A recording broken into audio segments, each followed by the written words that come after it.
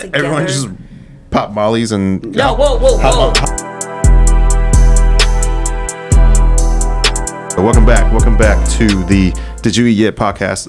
This is Jason checking in with you.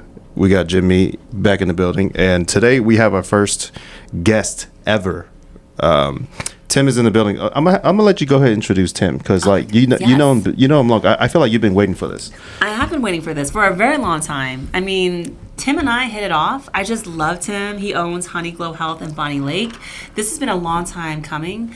After meeting him, it's just seeing where his vision is at. It just kind of aligned. I'm like, we got to get him on. So, without further ado, this is Tim. A community leader. Oh, a true. Navy veteran. Yes. He's all the things. You know what I'm saying? Like, expert in the field. Mm-hmm. Oh my gosh. Thank you guys. Keep going. Welcome. Keep going. Well, thank you for having me. Welcome. And a fellow raver. Yes. We've been watching your Instagram, so.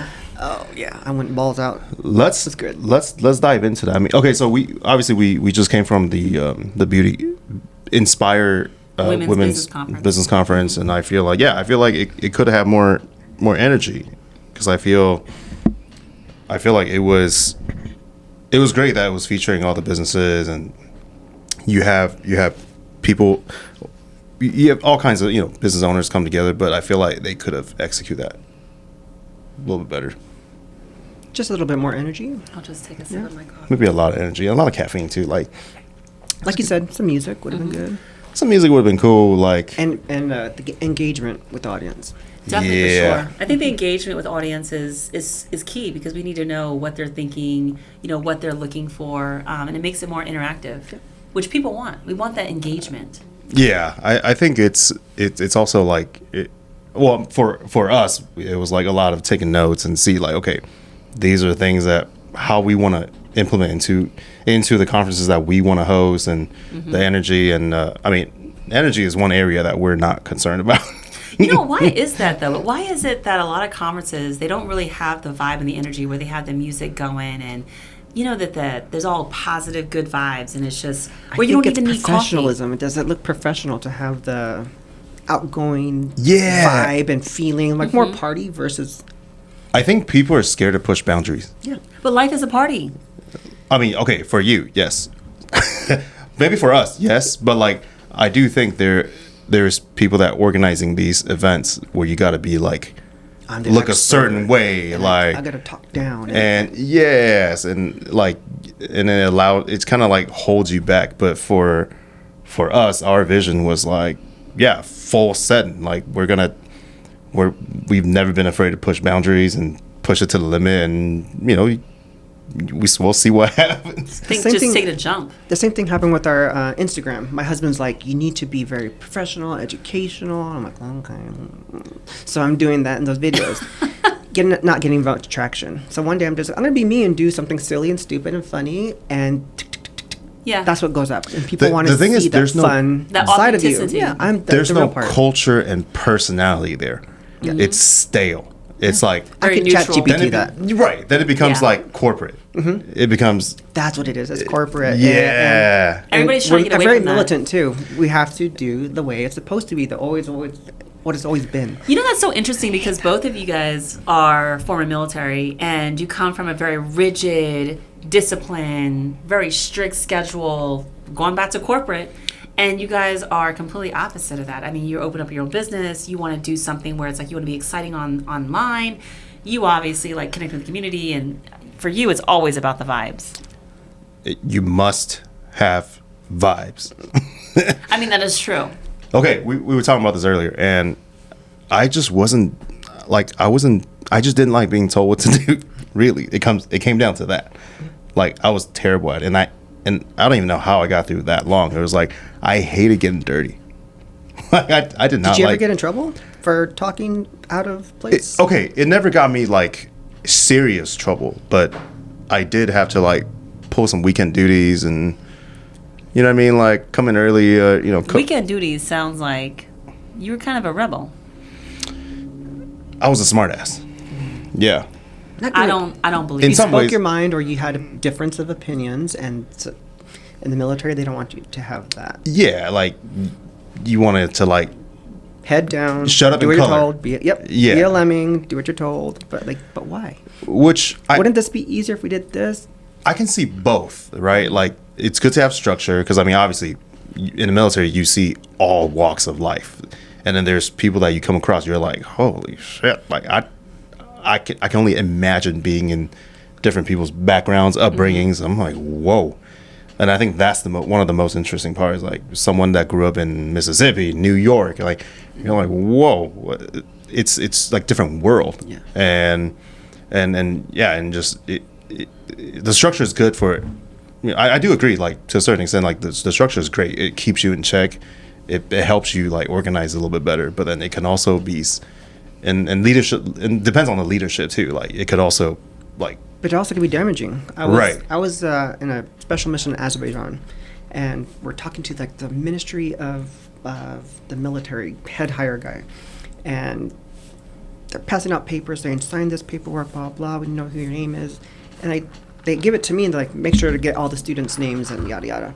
It's in English, and I'm like, we're in Azerbaijan. They don't know English, so I got my passport out and some pamphlets, and I put name and I put their language, and I'm like, date, birthday, cell phone number in their language, and I pass it out, and the ministry just goes and goes, he stays, you guys go.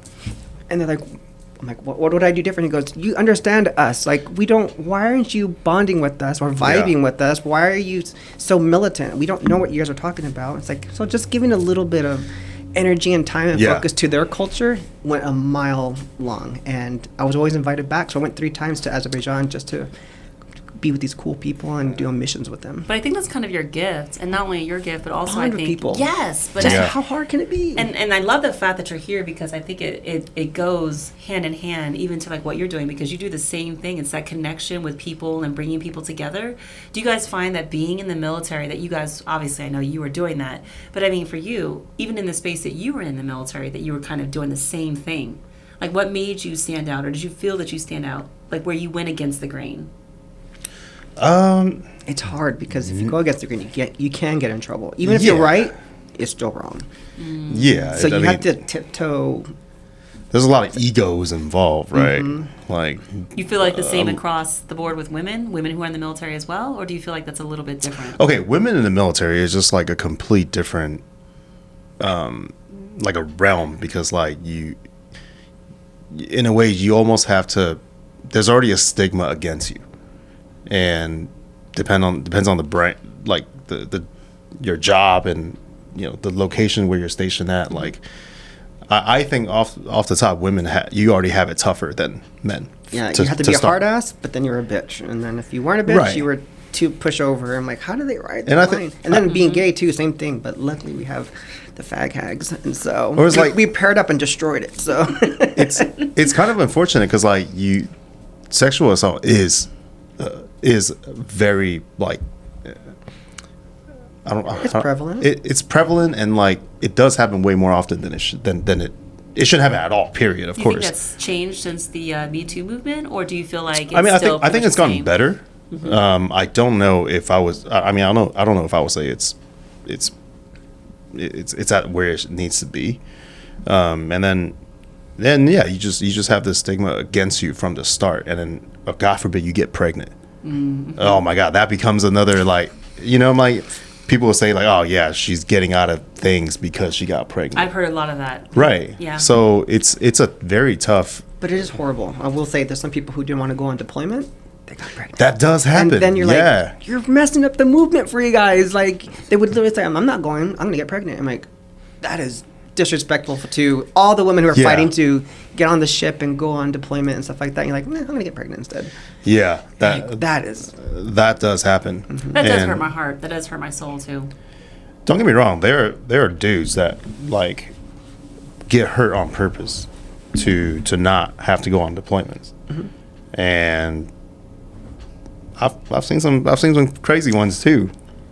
Like, I've seen this dude like purposely have his roommate, like, break his leg to not go on deployment. Yeah. So wait. Okay, this was That's crazy. 08. Like, Afghanistan was hot, right? Like, we were, like, one of the first to go, new base and everything. And then, I mean, I'm like 18 at the time. I'm like don't get me wrong, I was shitting my pants a little bit because I was like, whoa, the unit we're replacing it has like, they've been taking casualties. I'm like, oh fuck, like I don't want to die. You might not come back. Yeah, I'm like, yo, this is now. It's like, oh, this is real now. Like I feel like throughout boot camp, I didn't really think too much of it. It's like, we're actually going now. Like that's crazy. 18. You know, just looking back at people that are in the military now that are being deployed, it's like, man, you're a child. So young. Can't even drink yet, but you can hold a gun. I know, which is crazy. So it's crazy. Yeah, it's wild. But we talked about this earlier. Like at the same time, I'm so grateful for the military. Mm-hmm. I'm so glad I went. Like it has provided so much for me and my family now. Mm-hmm. Like man, I don't even know what I would do if I think about like what if I never went in. It's like would I have the same like blessings today without that? So are you recruiting? Are you and Tim, is that what you guys are doing? I could be a recruiter. I love the military. Oh, Navy, but the better branch. Hey. Oh, whoa. Oh, he's a Marine, a department of the Navy. Yeah. So, I'm his daddy. Oh, those are fighting words. I'd like to go deeper on that. What he's going to say is we're the men's department. Yeah, I know. Yeah, he said that But last I'm the time. only one allowed to make fun of him. Now, if you did that... Well, because, I come from Army. Yeah, that's a different breed. Well, you know what? We're not going to even go down that road. We're not going to go down that road. Okay, back to the military. I loved it. It did really well for me. Provided my education. Traveled the world. Like you said, I don't know where I would be without it. I don't want to imagine my life without it because I learned and met so many people and the cultures and the food and the languages and that's why I want to travel so much. I want to meet everybody in the world now. I just want to every country, every food, give it all to me. See, this is why I love Tim because he's incredible. I mean, just like that free spirit, wanting to travel, jump off the edge. Let's go, let's do it. Just do it. Yeah, I love that. And that's because of you. I do that too. You give me a lot of light and energy too. So after EDC, we're trudging back to the car, trying to get it on the way back. And I'm like, you know what? Fuck it. Let's take a helicopter. That is and my crazy. Husband's like, are you kidding me? I was like, well. Wait, okay, walk us through. Like, was it day 1, day 2, or day 3? Day 3. So the final finale was fly out in a helicopter. Kevin, I'm sorry. So day 1, we're like, there's traffic trying to get in. Traffic on the way out. Day 2, same thing. Day 3, I'm like, you know what? Fuck it. Let's just drop a few K and 1,000, not K. Hello. And then we flew out. And that was 15-minute ride to get from EDC to the Strip, and it was beautiful. So just for context purposes, when I met Tim, just all the love was there, all the vibes. I gave him a book. We actually did a book exchange, believe it or not, and I gave him The Alchemist, which is something that I read 2 to 3 times a year. I don't know if you guys have heard of The Alchemist. Oh, for sure. But that is my all-time favorite book. Trust the universe. Trust the universe. universe. It will provide. Yes. Mm-hmm. Yes, absolutely. Yep. But, some people don't even read that book. If I give it to them or I recommend it, no, get that book. It's phenomenal. It's life-changing. And so to kind of see that you went out and did that makes my heart happy. Took it full letter to letter what it said to do. So I went to Greece with my husband, and then I stayed 2 more weeks by myself. No plans, nothing planned, no hotels. And then I was like, I'm going to trust what the book said. Just trust the universe. So I got a universal ticket. I said, tell me where to go. And I went to Prague, Swiss Alps, Germany. Probably missing somewhere around there. Just bouncing around Europe. Had no plans, but everything is. Met these cool people. Hey, do you want to stay in a hotel? We have an extra room. I'm like, yeah, I don't have a place to stay. And then the same thing happened here. You want to stay with us? I'm like, cool. You want to go to this party? Yes. And just doors were opening up.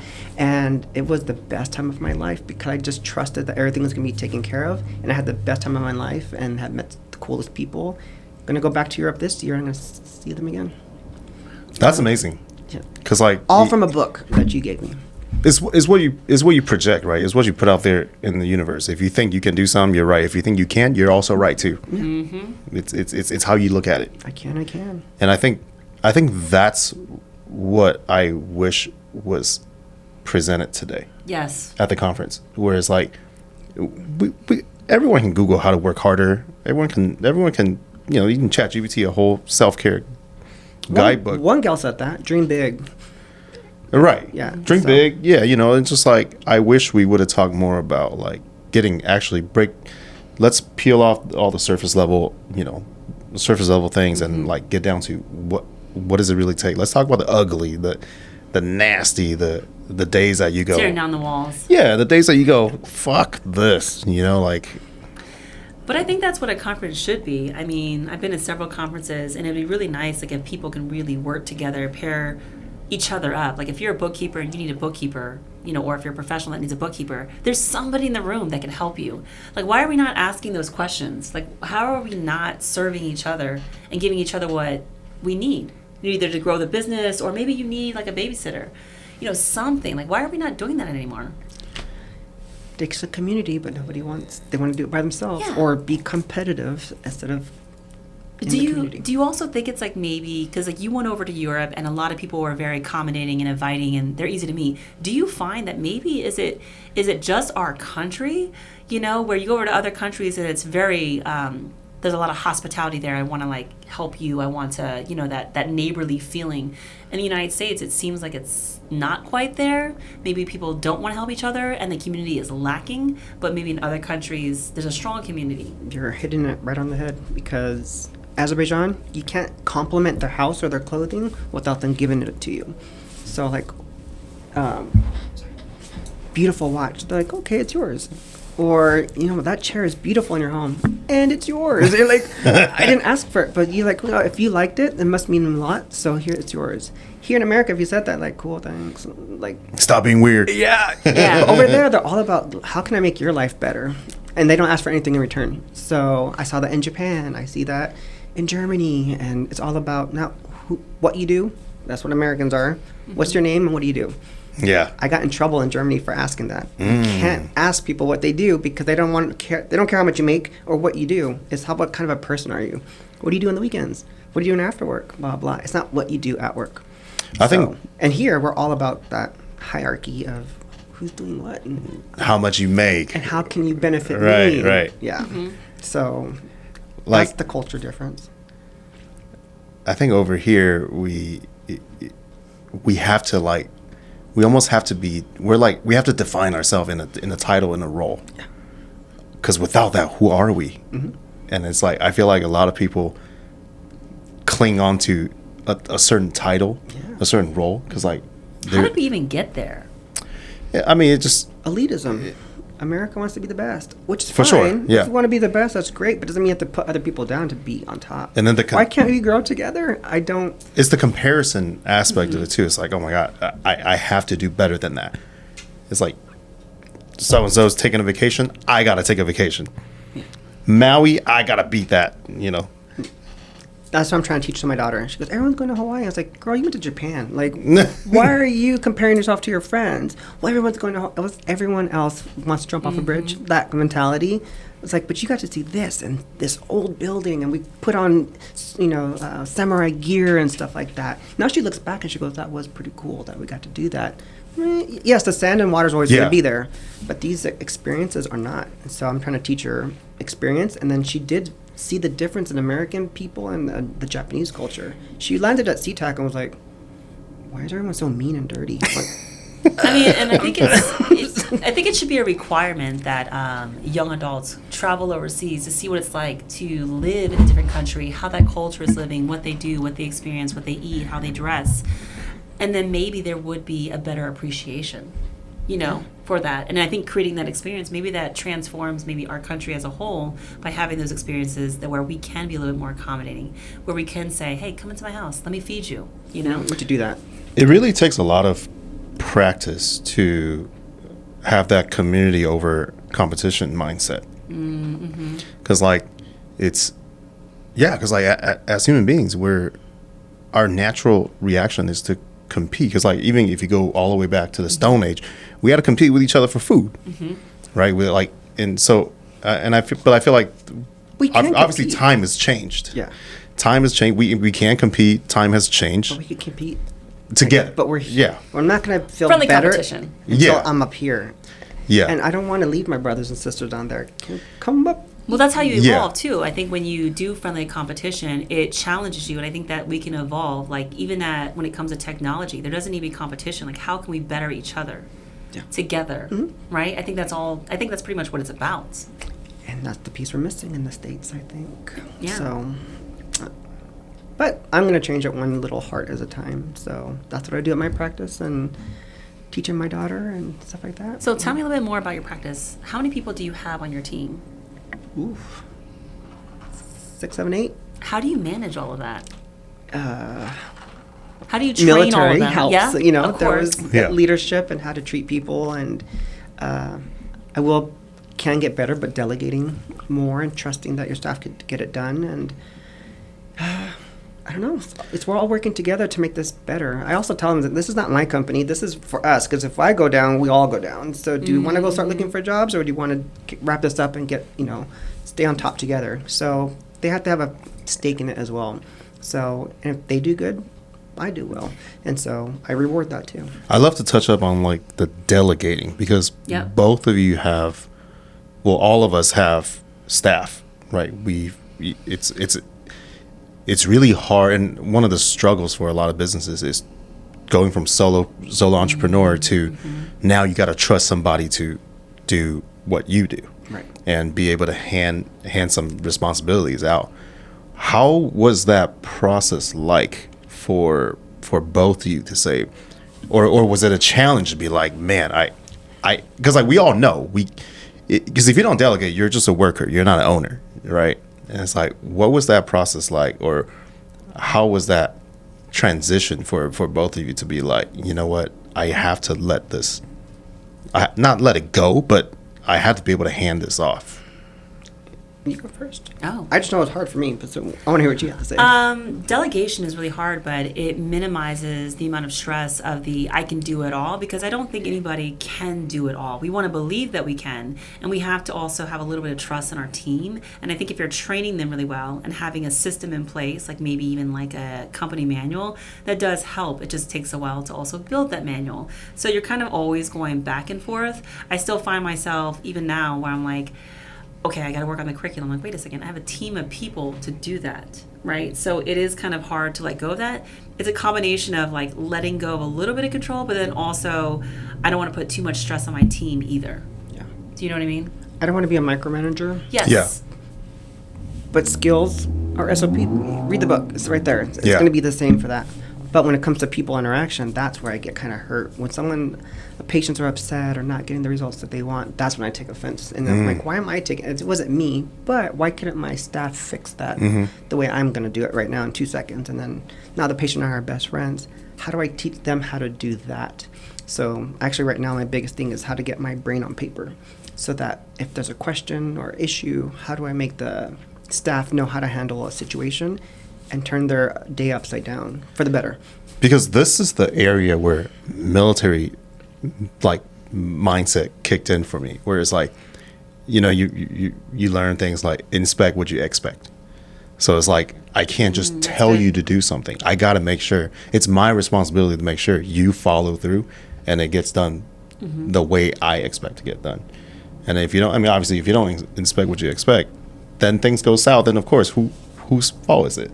Right. Yeah. And I think this is where I have to like learn to take, and I've always said, like, as a business owner, you got to take accountability and own 100% of the business. Everything that goes wrong, if the staff fucks up, like everything that goes wrong, it's my fault. Because who started this business? Oh, I did. But it's also hard too, because I think when clients have issues, or even employees, because there sometimes is a certain level. Like for example, if I have an instructor that's an instructor in training, a lot of times they'll bypass like maybe the head instructor, get to me. Same thing with clients. It's like clients shouldn't have to go to the owner, but I think a lot of clients prefer the owner. There's that, I don't want to say entitlement, but the feeling of like elitism. Like I get to have that personal connection, with the owner. I'm not gonna lie, I have a personal connection with Tim. So if I don't get Tim, I'm kind of like, no guys, it has to be Tim, only Tim. So I understand like from the client's perspective how that looks, but then also puts pressure on you because your time is so limited. You're busy with clients, you're expanding your business, and the same thing with you. When we go to the night markets, people are always going directly to Jason and just teaching them, hey, here's my guy, go to him first. Right. How do you guys deal with that? I need advice on that. I'm doing the doctor nurse system. So I see a lot of patients, and a lot of patients want to see me, which is hard because I want to see everybody. Yeah. But there's too many of you guys and only one of me. So one of my buddies, he's a business owner. He goes, all right, just make your whole schedule. And I swiped it all of my patients to my nurse. I was like, you can't do that. They want to see me. He goes, you're going to see them. Calm down. I'm like, okay. So now I just make my rounds in the rooms. So I get to see my patients I have been seeing for years. But I'm like, hey, so-and-so nurse is going to take care of you. She's going to follow what we've been doing for the past few years. I'm going to see where she put her placement. That looks great. I'll be back in 2 seconds. Go to the next room, do that. And then I'm going to circle back and go, oh my gosh, you did a great job. I love that look. Look, she did everything we were supposed to do. Now I'm trying to shift that personality and love that I have for every patient. Now give it to my nurse. Now it's her job to carry the torch and communicate with that patient. So yeah, just not passing the buck, but passing the patient and all that education, loyalty, trust, and friendship to the nurse. And that's the hard part, is the nurse, can they hold that ball and carry it on? Right. Can they be a direct reflection of you? Exactly. But that's hard, though, because you said something key earlier, right? You said something earlier today, and it's about, like, not just hiring based upon the qualifications, but the personality, right? The personality has to be there to be able to connect with the client, with the patient. And I think that's hard because you can't teach personality. You can't teach connections. You know, and I'm kind of a social butterfly. When I say I'm an introvert and extrovert, I mean, when I go home, I shut down. But even my staff will complain that I'll end up talking someone's ears off. But they need it. They need to hear it, or they want that attention. Mm-hmm. You know what I mean? And so it's hard to teach personality to your staff to be a duplication of you, because a lot of time people want you because of that personality and that relationship. Don't become me, but just be similar, or do what I do. I literally want the patient to have the best experience, the best results, the best everything. So what would you do if that was you? Cater to that patient and what they need, and then you're on the same page. So I was going to tell you, that's basically it. Just so as patient first.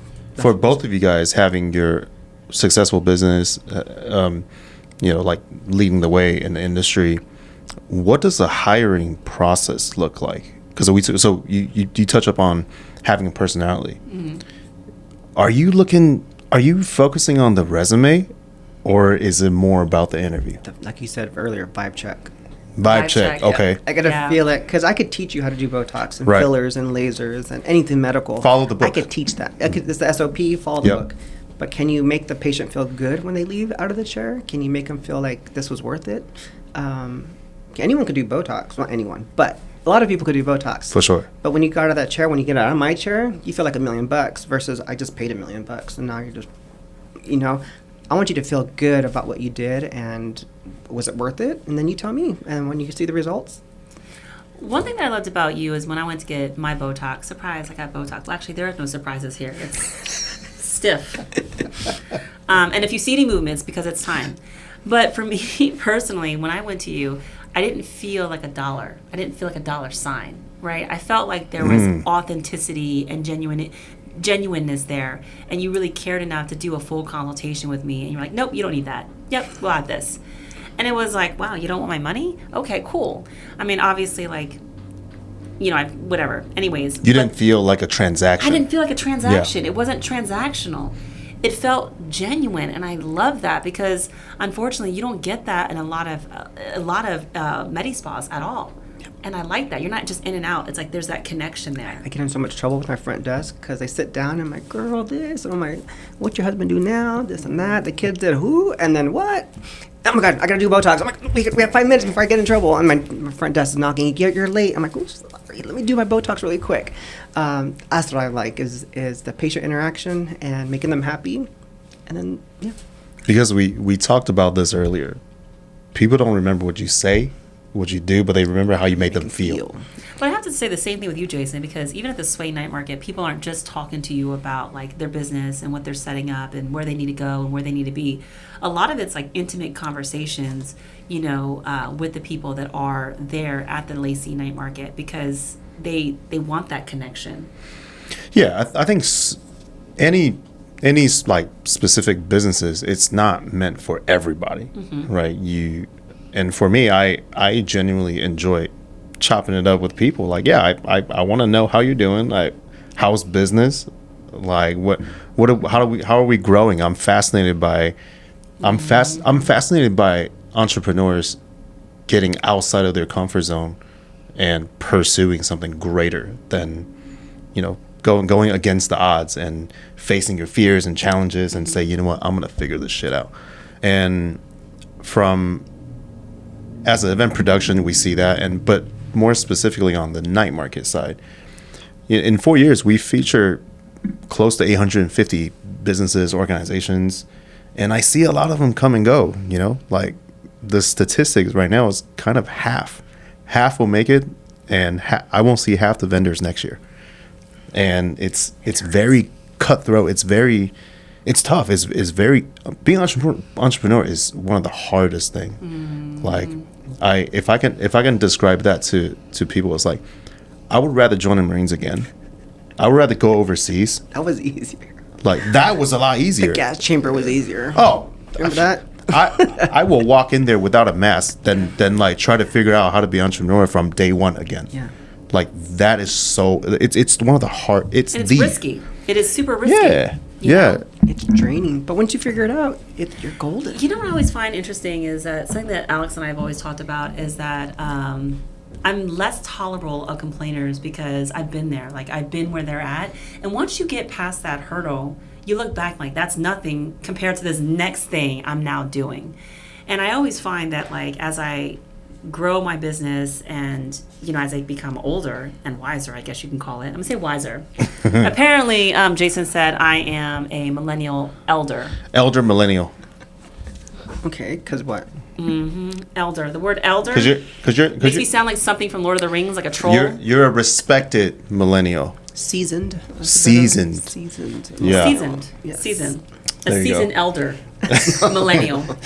You're never going to let that down. No. Okay. What had happened was. I'm thinking about the Netflix special. There was a Netflix special called Elder Millennial, and then it just popped into my head. Okay. Stop saying it. It's just Season. Yeah. Season. But I just find, like, as I've gotten older, I just become less tolerable of a lot of things because I'm like, man, there's nothing in this world that you can't do unless you will it. And so I don't like complaining because it draws so much negative energy. And I'm like, it's going to be tough. It's going to be hard. I mean, I think even the conference working on that, it's like, it's going to be tough. It's going to be hard. For sure. But no matter what, we're going to tough it out. We're going to get through it. And being that you guys are in the military, I don't think sometimes you have a choice, like, where you go. It's like, nope, you're going through the trenches. That's what you're doing. And it's like this thing of like, well, I guess I got to do it. I feel like sometimes you have so much ambition and grind and wanting to do something, right? You start to set this expectation so high that, like, in a way, it starts to stress you start to stress yourself out. You're like, right? You're like, oh my god, how am I gonna get there? And it's just like baby steps. Like, let's do one at a time. Did you look what you did before? Yeah, like, I gotta stop and do that like, too. You completely neglected all of these things that you've accomplished, and you go, how do I get there? It's like, brother, you look what you did already. It's like being grateful in the moments. Like, definitely being grateful. Sometimes I forget to be like, wow, all right, I did that, okay. But we also take risks too. So me and my husband get in that a little bit because he's like, well, it's supposed to be done this way. It's supposed to be this way. I was like, well, technically, if we did it the way we're supposed to do it, we wouldn't be here right now, would we? He's like, but it's such a good balance. True. Because, like, sometimes I think you need it. Like, Alex is kind of my yin yang, whatever you want to call it. But she kind of keeps me balanced because I'm one of those, like, I am a creative. It's like, let's jump, let's go, let's do it, right? I'm like the hype person. I love that. But she's more of like, okay, don't jump off the edge right now. I'm like, no, let's go, let's do it. I don't care what's below, let's just jump. And she's like, no, let me just pull you back a little bit. Yeah. Which, by the way, I find is interesting because you guys are also very similar to that. Maybe being in the group of three may not be good because if we're all hyping each other up. Just send it. If we go to EDC Vegas together. That's it. Tomorrowland, just over. Okay. Cosplay. I'm all about cosplay at those events. So. Let's get back to EDC. Okay. Because was that the first rave ever? No. For you? I'm a baby raver, but not the first. That was the first big one. Yeah. Because I've always loved they're just this unique atmosphere. The community. Yes. The plur, like all the plur, like, and like that's why I keep a bracelet on me, just in case I got to give you one. Well, there's a rise right now among the elder millennial of people going to, those events and EDMs and house music. Like, I'm finding myself, like, just downloading a bunch of stuff because it's that love, that energy. Like everyone's There's so science chill. to it too. It does fix your brain. It does make you feel good inside. And like no knock to like hip hop culture, other music genres, but there is something in the EDM genre that's more welcoming and it's more. You're getting your glow sticks ready? Oh, it's in the car. If you want to go, I'm going to Tiesto in Seattle. When is that? And 19th, 2 weeks. And for June? Yeah. 19th. That's more techno trance. It's cool, but it's Tiesto. Oh, for sure. So, yeah. Like, Tiesto. I just listened to him early this morning. It's gonna be good. It's a quickie. It's not too far. It's just Seattle. I know. That is true. Because if you That really is want to true. follow me, Tomorrowland in Belgium. that is like the Mecca. ultimate. Yeah, that is the is the mecca ultimate. of like raves for sure. But I feel like you can just kind of like let loose. Like when I say when I cosplay, I'm like, man, I think it's so cool when they have all these different outfits. I think that's the element. You can let loose and Be who you want to be. Exactly who Literally, you want to could be a character. You could be. And nobody cares what your half titles naked. are. Nobody cares. No. Yeah. Nobody cares. Nope. I'll tell you one story. I went to Tiesto's Dreamland in LA. And I was talking to a gal. I'm like, she was just nice and blah, blah. We're just chatting. She goes, why are you talking to me? I'm like, I'm sorry, but did I offend you? She goes, no. She goes, I'm a waitress. Nobody wants to talk to me. I'm like, oh, are you serious? No one's talking to you because you're a waitress? She goes, yeah. I'm like, that doesn't mean anything to me other than you're just a cool You being vibe. a waitress has nothing to do with any of Also, this. You know what I mean? Like That was just like, wow, people are rude in Waitresses LA. are the best. I was a waitress for a long time. They're I'm just amazing. saying, cool personality, didn't care. So we're chit-chatting, blah, blah. She goes, well, actually, the DJ up there invited me. Of course, he's like, come on stage. And she's like, come with me. I'm like, no, I can't. She drugged me up on, so I'm on stage because I was being nice. And it was just like, and so I'm just up on stage dancing because I was nice to a gal. the vibes. It's just, that's what The it is. energy. The energy, just be nice and good shit comes back real quick. And it was so much fun. But That's a anyways, memorable experience, too. memorable. But on stage, I was Wolverine. I've been a Minion, SpongeBob, and now my husband and I went kind of crazy. But we bought Check out Scorpion, his Instagram page. Scorpion and Sub-Zero. I mean, I'm just saying. It's gonna be legit costume. I mean, the 19th, that's a little soon. I probably won't be able to have the cosplay ready, but I'm open to go. I definitely am open to go because it's like you said, it's like let loose and be It has free. been on my radar to like, cause like Because you're an elder now? You're almost Not- crossing that threshold. You're almost there. How old are it's. you now? I turned 37 this year. Damn. I Yeah. want to do what you did to me. Hey, Damn. I got socks older than you. I'm approaching the unk status. Approaching. You are the Nah. status. Like I feel like 40 is okay. So I also think What were you gonna say about 40? Go I ahead. also think 30s is like my prime. 30? 30, 35 to 45. I feel like it's gonna be my prime. 40's been good to me. Yeah, And- definitely Yeah? 40s. Yeah. Like You know, I'm 40, right? yeah. I mean, okay, Tim, you look young. That. I would say you look. Snatched. If I had to like, Snatched. without knowing, Yeah. I would say like 32. Yeah, like he has really good skin. Oh, thank you. So now that I have my eyeliner on, Also, you also look. When I first it's gonna when we make first up met, for that. I didn't think you were past the 4.0 mark. That was also well, okay. Both of you are in the industry too. Like you, Once I get that you CO2, really take baby, care of. We have to it's take care gonna of our be- skin. Yeah. Yeah. Damn it, Noah.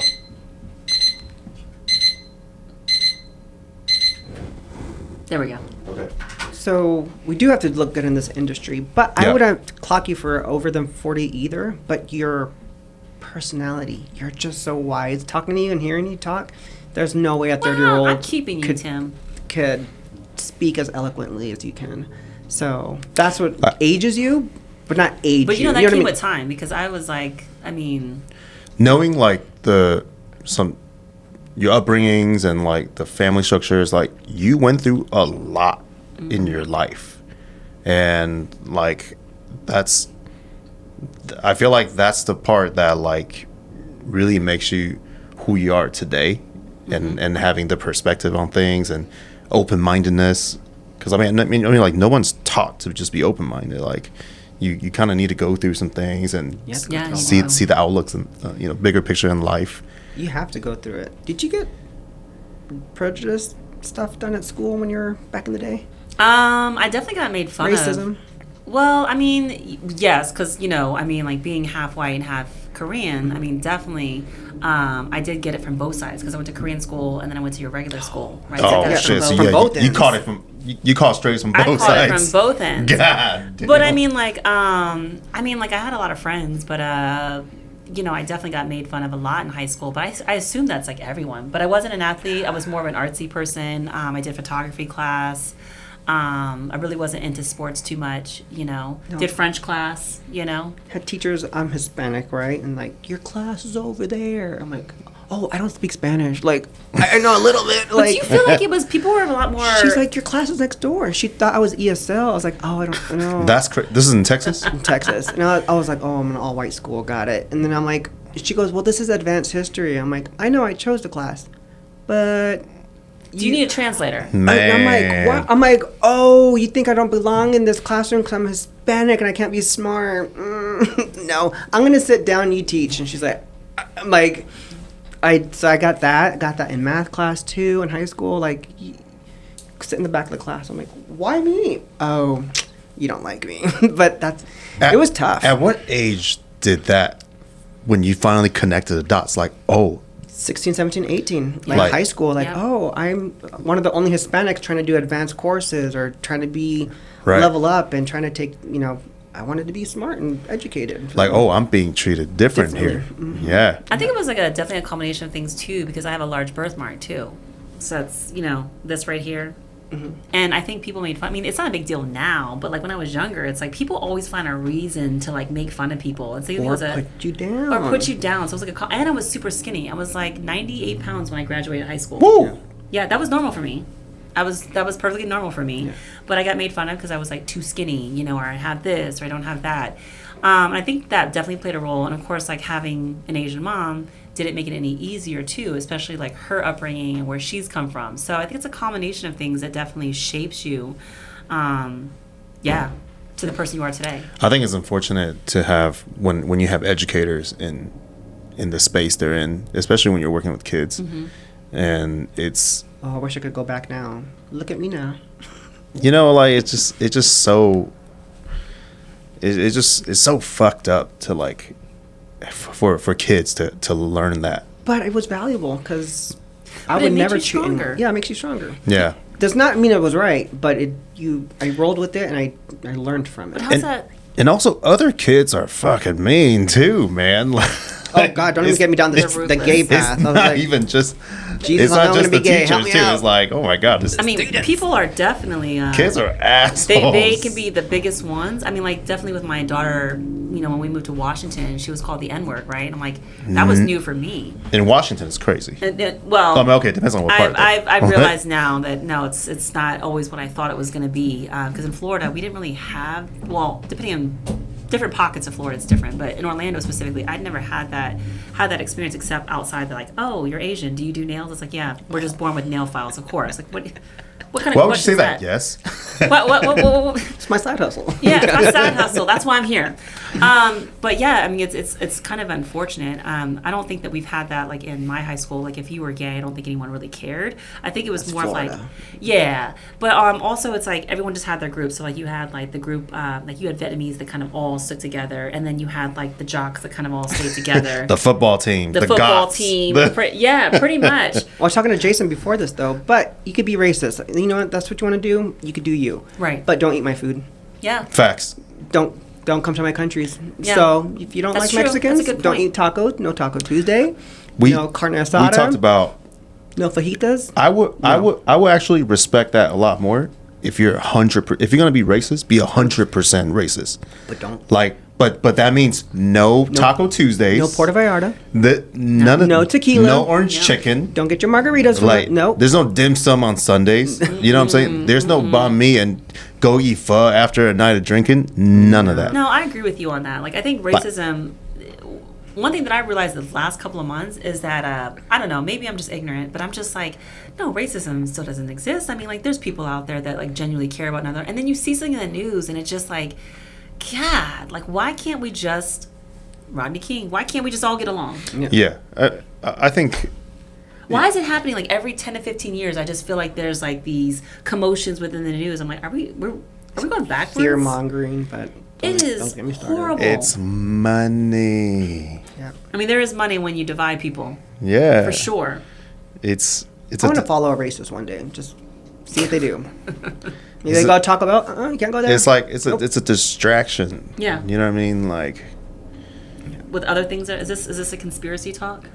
I don't think Epstein file was a conspiracy. Oh no, no. Did you hear Release the Pope? the fucking Well, file. the Pope recently was like, "Hey, listen, we need to get rid of AI." I'm like, let's for a second just put that on the back burner. Let's talk about the Jeffrey Epstein. What's happening with that?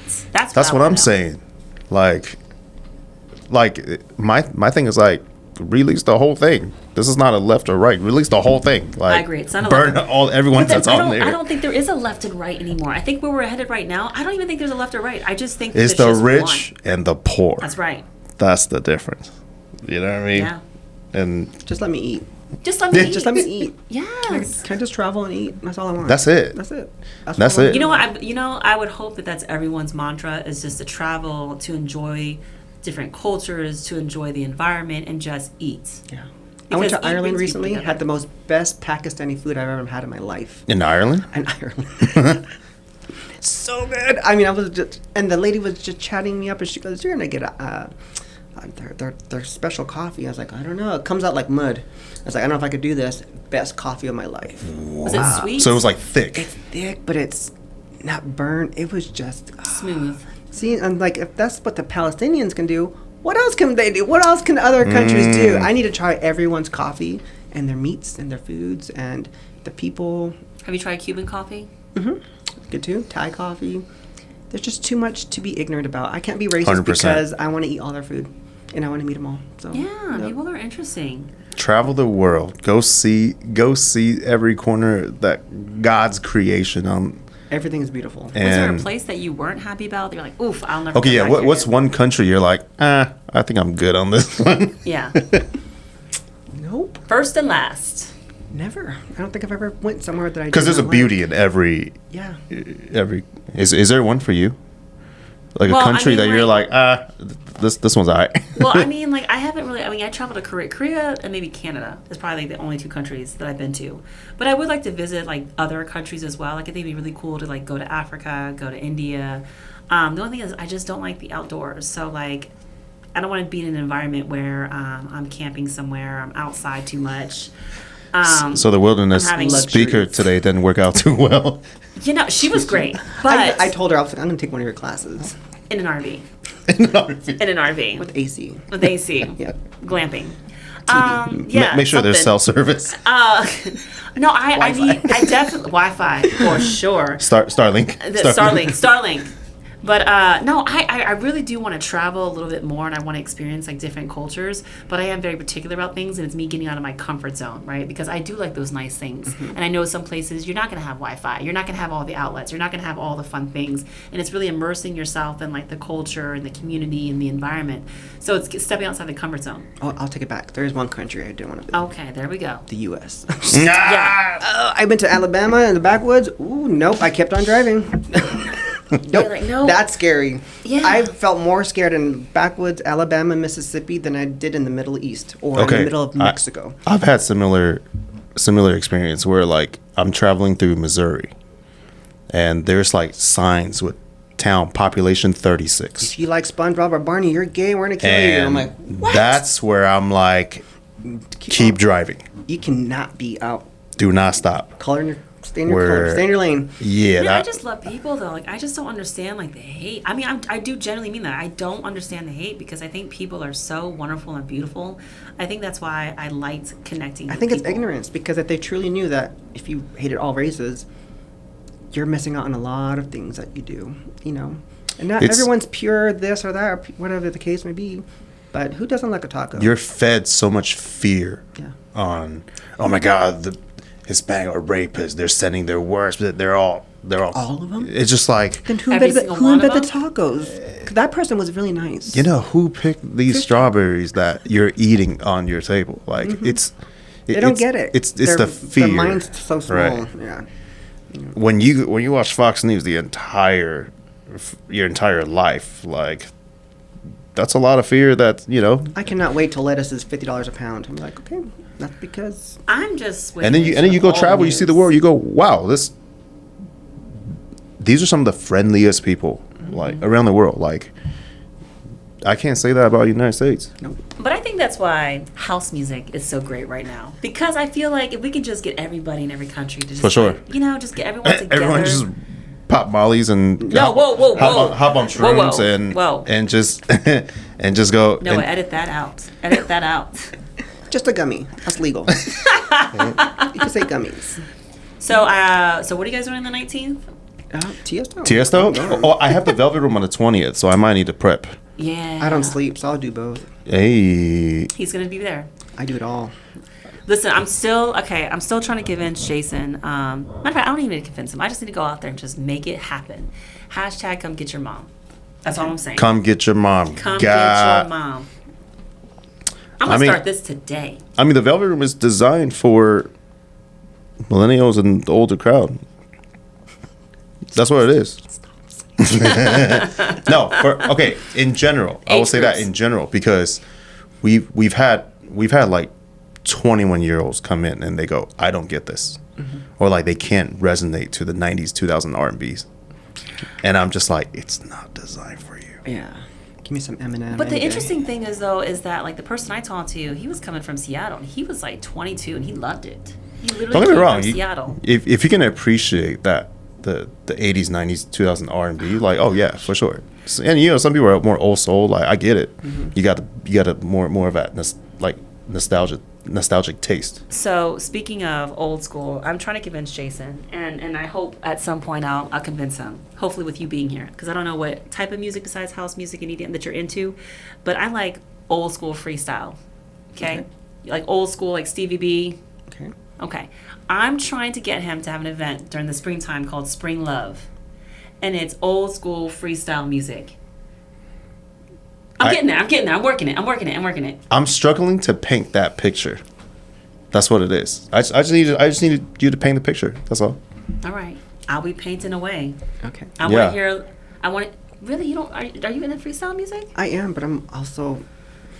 The gays are gonna hate me for this, but I like Breaking Benjamin. I like alternative rock. So I do too. Yeah. Okay, but freestyle for some 90s grunge, 2000s grunge. Yeah, I used to love Smashing Pumpkins. I don't know what that is.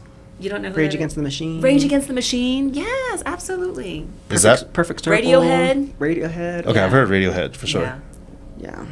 Cranberries. Yeah, I know. Okay. See, that's good when you play that at a techno rave. Oh, yeah, that is. You play Zombie and everyone's just going at it. I love it when they play Sarah McLachlan, too. Okay. I can never get tired of her. When they integrate it into, That's the beauty of, EDM is where, you can get so creative with the remixes and... They played Snoop Dogg, and it was just great. But you gotta find a good rave, DJ to put it together. Wooly, Excision, they got it. Rez. Oh yeah. What other artists? Millennium. Did you know? I think that they said that Rez would be playing at Wonderland this year at the Gorge. She's amazing. Yeah, I think somebody dropped off, and so she stepped in. Okay. So I think, or it might be Zed. I'm not sure. I know it was like one or two. Zed's dead. I'll have them too. Yeah. I really love the 2000 EDM when it was like Corella. It was like TSO has been going at it for sure. I felt like he released. I saw Paul Oakenfold twice. That's old school. Yeah, that is old school. Paul Oakenfold. That was like my high school days. Yep. Old school techno. What was the other one? Swedish House Mafia. Mm-hmm. That was one that was like, whoa, I really like this. Yeah. And classics. Yeah. And there's also, I've also had this theory about why you see so many Asians at raves. This is interesting. I'm gonna love this answer. Go ahead. Because we talked about the welcoming atmosphere, right? Oh, the flair. That's true. Which, and I think you can say the same thing for Hispanics too, where it's the minority culture, the upbringing, especially the first, second gen, there was a lot of family, childhood traumas and the upbringings, and then and finally there is this place where you can be yourself. Yep. Nobody cares what you look like. Nobody cares what you say, what you do. I mean, okay, don't be an asshole, but like you can truly be yourself, and you can just lose yourself in the trance, in the music. And it's all about the music and the love and the community. Oh, it's so good. Yeah, have you heard the term the Asian train? Yes, I have. At raves, you see just a line of Asians just all holding hands. They all just cut into the middle. I get on the back of the last one to ride it. And then the guy Asian, then you see Tim. I know. And he turns around. I'm like, sorry, I'm just gonna ride you. But I mean, I do agree. There is a lot of similarities between, like, especially like the Asian Hispanic culture, for sure. I can agree, and I do think that too, because like going to raves, I'm like, wow, like it's. They also like the cars. There's no judgment. Mm-hmm. And family, because we're all very family oriented. Very family oriented. So last story before we gotta go, but we're leaving EDC on day 2. I see a grandma in a Mario costume. Oh my Grandpa is in gosh, Luigi. I love it. The daughter is Princess Peach, and then her husband was Wario. And there was a Yoshi there too. Grandma. Okay, that's she crazy. had to be 60, 70. And I'm just like, you're here. She goes, I come with my family, and it was so much fun. And she gave me a little pearl the bracelet. And I was like, that is so cool. I don't know if I could bring my grandma, but... but I see it. I've been seeing a couple of them on social media. She said that it was just cool to be there with her kids. And she goes, it was really fun to be here. I'm like, right on. I love that for that family. Seriously. And it was a Hispanic family, and they were together. And I'm like, damn, that's so cool. Well, I told Alana that I'd want to take her to, like, an EDM. And she's like, what? I'm like, yeah, Alana, it's going to be a lot of fun. But also, like, during my time, you didn't have, like, grandmas. Because, that's when house music was... Well, house music has been around for a really long time. But, like, at least back in my day, when I went to a rave, you didn't see older people. You saw a lot of young people. Because the parents and the grandparents didn't get down like that. Well, number one, it costs money. We don't do that. Yeah. That's $400? No, just give me the cash. Of rice. Nope. Yeah. That's a lot of frijoles. And I'm like, okay, come on, Grandma. But now it just seems like it's become more of like a family type event, right? And I don't mean that in a corny I'll Disney take my way. daughter one day. Yeah, because it's just a lot of fun. And you, like you said, you get to be, this either the version of yourself that's kind of stuck inside, which I always think that all of us are kind of like children inside, but just letting it shine, letting it out. So many people are like, SpongeBob? Can I take a picture of SpongeBob? Like, come on. Everyone loves SpongeBob. Yeah. That's true. Everyone loves SpongeBob. And I think that's what cosplay is kind of fun too, because you get to dress up and have a good time. And people bond with that character for whatever reason. Yes. And then people want to talk, why do you like that so much? SpongeBob's just cool. He just happy-go-lucky, love life. That's exactly what I represent, and so that's why I dress like him. Also, it's like fun to kind of watch it. I went to a Beyonce concert in LA with Alex for her birthday, and people were just dressed up to the nine. And I don't mean like fancy clothes. I mean, they created whole like cosplays. And I was so fascinated. I just thought that was so awesome. Like, they care enough and took the time to put that all together. Like, how amazing is that? And I want to see more of that. And I think a lot of people want to see more of that. I think people are kind of tired, like you were saying earlier, is like having this very stale environment where everyone's just kind of moving like a herd, going to the same place at the same pace. I think people really do want to see something different, not just at conferences, but everywhere. The vibes, the energy. Because we've been so broken for so long and kind of suppressed. I think also with COVID and everything else that's been going on in the news, we want something like that. It's like this inner part of us wants to just come out. Yeah. And everyone's trying to give you something at EDC. You compliment, they're like, here's this. Oh, I just wanted to say beautiful or beautiful costume. I know what this is for you. That's for you. I do the same thing. Someone likes SpongeBob, I give them a SpongeBob little trinket. That's a great idea. It's just a giving community. We want to just show that we care and you're appreciated no matter what. So, I love that. Yeah. So EDC 2027? Yeah. Let's go. Let's do it. I think I told my staff I'm taking them all. My husband's going to kill me, but I am literally want to do it as a team bonding experiment. Experience. I think that would be incredible. Like, I do too. A team bonding experience at a rave is crazy. You will never be the same. Yeah. That'd be a hardcore team for life. Yeah, I like to crash parties. So now I got to figure out how to get a helicopter for everybody, but I guess I have to bust my balls. For hey, listen. Remember, we talk about The Alchemist. I'm just you can make manifesting manifesting it now. Yeah. Private jet. Don't make me do it. 'Cause when I say something, it happens. My husband thinks, he's like, how do you do this? My therapist, who's been calling me, by the way, he's like, I can't help you anymore. Every time you have a problem, I'm like, the universe is going to fix it. The next week he calls, so what happened? And he's like, it got fixed. And he's like, I can't with you. I'm like, sorry. I love that. Trust the universe. So I told my staff we're going to go next year. But But I think that's hell or high water. When you have like that connection, I think it just draws people in. Like I think even when I was talking to Jason, he was talking about earlier about the conference, and we just kind of like had this idea. Like I mentioned, he's like, oh yeah, I mean, I just feel like everything when you are manifesting positive energy, it'll just start bringing people into your lives. Like even with Noah, you know, being here and like what he wants to do, it's like everything is just happening at the right time, the way that it needs to. You just got to trust it, and there's gonna be bumps always. For sure. But it's just everything kind of like even you being here today. Bumps are just flavors. They are just flavors. They're just seasoning. There's a little sazon, you know what I mean? Yeah. Or a little bouillon. Yeah. But one thing, it's like you being here is like the manifestation of even last year, you know, at least in my mind. Like when we needed a medical director for the school, it's like, here you are, right? And then it's like, you know, Jason having the podcast and thinking about guests, I'm like, oh my God, Tim would be great. And here you are. Oh, this has been fun. I love it. Yeah, it's a whole lot of fun. You better invite me again. This is part one for sure. Okay. We'll definitely need to pick this up and have a more dissect into more things. Oh, for sure. But yeah, EDC 2027 needs to happen. Mm-hmm. Okay. Who's on board? I'm going. I already got my ticket, so it's already on sale. Yeah. Yeah. Tim does not play. Okay, when I he's say gonna something, do something, I'm he's gonna do it. So okay, he's a jumper. I am. Yep. And my husband's one like, just a little bit. I'll go if you go. I'll go.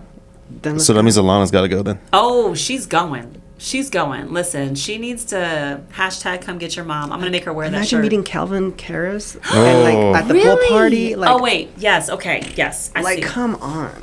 Yeah. Yeah. Don't mess with me. We gotta do it. I got the content. I got the. We could even probably Videographer ready. Have the tape so I could, because I'm tired of doing this when I want to watch. I'm like this. I mean, we could have I already got at content ABC. creator on hand. We're ready to go. Let's go. We'll Let's do document this. Hey, that recap is about to be insane. Project X at BBC. Dropping X, is that what you said? Project X. Oh, I said dropping It's just all of us passed out. Just fucking. Yep. That's crazy. Tim, we appreciate you, man. Yeah, Thank you so much for hopping on. And taking the time. last second notice too. It literally was last second. And it's so fun. This is why we want to do this with the podcast. We have great conversations, learn about each other, and just grow together and manifest greatness together. I'm here for it. Yeah. And build that support system. So we appreciate you. Thanks for having me. This is it. This is the episode. Stay tuned for part 2 with Tim. Okay. Yes, definitely part 2. For Because sure. there's gonna be more. All right, we out. Thanks, mate.